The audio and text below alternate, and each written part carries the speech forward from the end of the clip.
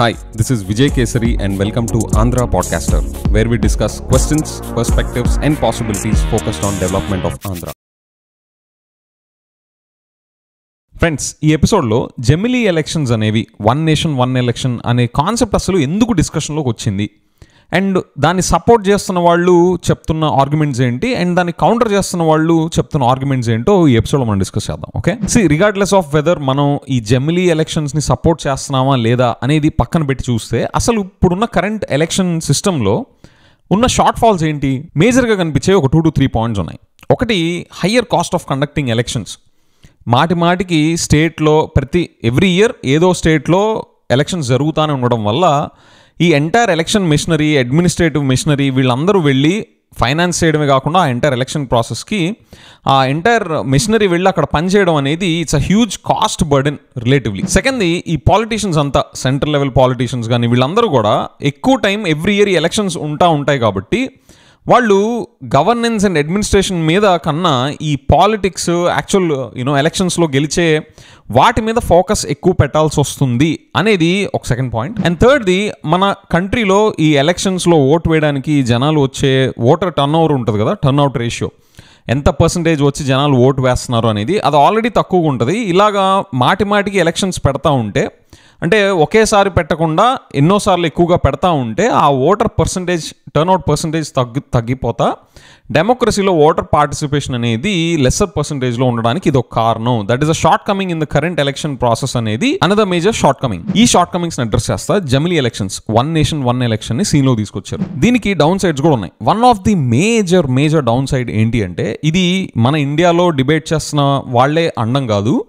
ఈ జెమిలీ elections already Sweden, Belgium, Indonesia, Japan లాంటి కంట్రీస్లో ఆల్రెడీ ఇంప్లిమెంట్ చేస్తున్నారు కూడా. వాళ్ళ కంట్రీస్లో ఉన్నాయి ఈ జెమిలీ ఎలక్షన్స్ లాంటివి కాదు, జెమిలీ ఎలక్షన్సే, సైమల్టేనియస్ ఎలక్షన్స్ అంటారు, వన్ నేషన్ వన్ ఎలక్షన్ లాగా అక్కడ ఆల్రెడీ జరుగుతున్నాయి. సో వాళ్ళ నుంచి కూడా వచ్చే మేజర్ క్రిటిసిజం ఏంటి అండ్ ఇండియాలో రేజ్ అవుతున్న మేజర్ క్రిటిసిజం ఏంటి అంటే, this is weakening the federal structure in our country. అంటే మన కంట్రీ అనేది స్టేట్, సెంట్రల్ గవర్నమెంట్ ఒకటే కాదు, it's a union of states అంటారు కదా. సో ఎవ్రీ స్టేట్లో వాళ్ళకు ఉండే రీజనల్ ఇష్యూస్, వాళ్ళకు ఉండే రీజనల్ ప్రాబ్లమ్స్, వాళ్ళకు ఉండే రీజనల్ రిక్వైర్మెంట్స్, ఇవన్నీ కూడా సెంట్రల్ ఇష్యూస్తో ఓవర్ షాడో అయిపోతాయి. ఇవన్నీ వెనక్కి వెళ్ళిపోయి సెంట్రల్ ఇష్యూస్ ముందుకు వస్తాయి. దానివల్ల స్టేట్ ఇష్యూస్ కాంప్రమైజ్ అవ్వాల్సి వస్తుంది in the interest of central issues అని చెప్పేసి ఒక మేజర్ కన్సర్న్ రేజ్ అయింది. ఈ కంట్రీనే కాదు, మన కంట్రీనే కాదు, ఆల్రెడీ ఇంప్లిమెంట్ చేస్తున్న కంట్రీస్ నుంచి వచ్చే ఫీడ్బ్యాక్ కూడా ఇదే major feedback. Second major criticism ఏంటి అంటే, ఈ జెమిలీ elections, one nation one election వల్ల పాలిటీషియన్స్కి అకౌంటబిలిటీ తగ్గిపోతుంది అని. ఇప్పుడు మన పిల్లల్ని తీసుకోండి, వాళ్ళకి ఈ మిడ్ టెస్ట్లని, స్లిప్ టెస్ట్లని, quarterly exams, half yearly exams ఇవేమీ లేకుండా డైరెక్ట్గా ఇయర్ ఎండ్లో యాన్యువల్ ఎగ్జామ్స్ ఒకటి పెట్టారనుకోండి, ఏమవుతుంది? వాళ్ళు ఇయర్ మొత్తం ఎలా చదివారు, రైట్ ట్రాక్లోకి వెళ్తున్నారా, రాంగ్ ట్రాక్లోకి వెళ్తున్నారా అనే ఫీడ్బ్యాక్ మెకానిజం లేకుండా వాళ్ళు డైరెక్ట్గా యాన్యువల్ ఎగ్జామ్ తీసుకుంటే ఏమవుతుంది? మేబీ వాళ్ళు సక్సెస్ఫుల్గా బయటికి రావచ్చేమో, కానీ ఎంతమంది పేరెంట్స్ ఇది చూసే ఎంతమంది పేరెంట్స్కి అది కాన్ఫిడెన్స్ ఉంది? అండ్ పేరెంట్స్కి కాన్ఫిడెన్స్ ఉండడం కూడా కాదు, ఒక సైంటిఫిక్ వేలో మనం నేర్చుకుంటున్నామా లేదా అని కోర్స్ కరెక్షన్ చేసుకోవడానికి that's a very wrong way.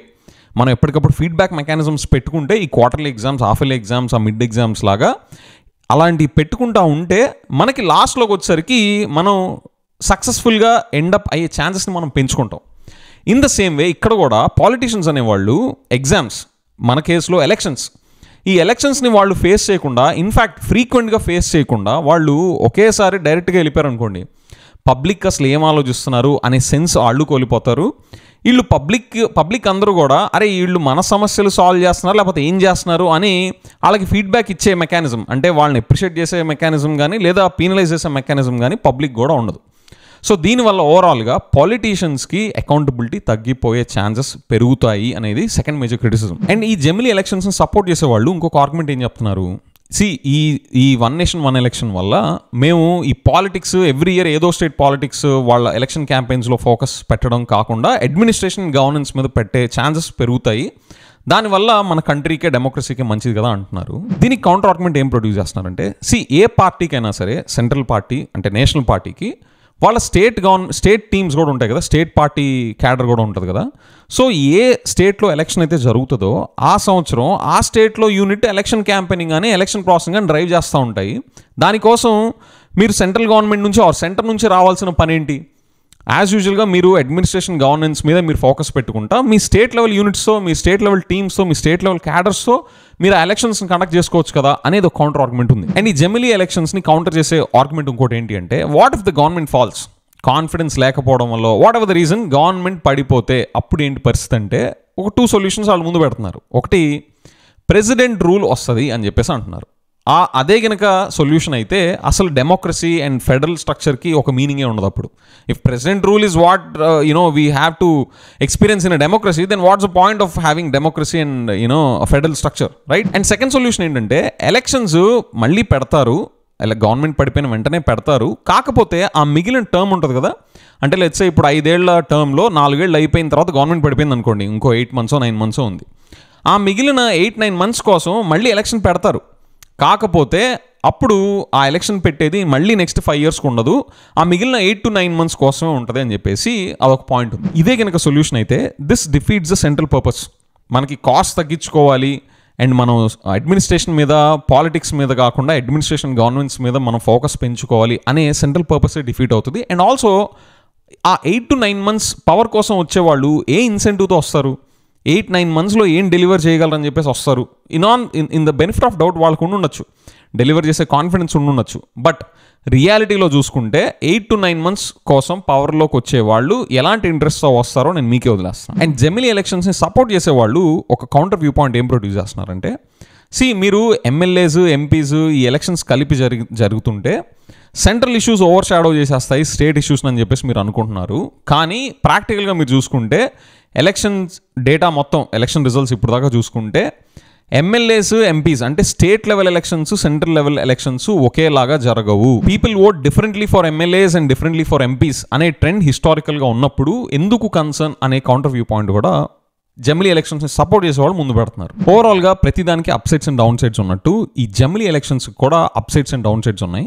నాకు కనిపించిన అప్సైడ్స్ అండ్ డౌన్ సైడ్స్ ఈ ఎపిసోడ్లో మీతో డిస్కస్ చేశాను. ఇవి కాకుండా మీరు అనుకునే మేజర్ అప్సైడ్స్ అండ్ మీరు అనుకునే మేజర్ డౌన్ సైడ్స్ ఏమన్నా ఉంటే అవి కామెంట్స్లో మెన్షన్ చేయండి. And here is a very important question, మనకి ఈ జమిలీ ఎలక్షన్స్ తప్ప వేరే ఆప్షన్ లేదా? మన సిస్టంలో షార్ట్ కమింగ్స్ ఉన్నాయి కరెంట్ సిస్టంలో, దాన్ని అడ్రస్ చేయాలి అంటే జమిలీ ఎలక్షన్స్ అనే తప్ప ఇంకోటి లేదా? Let me know in the comments.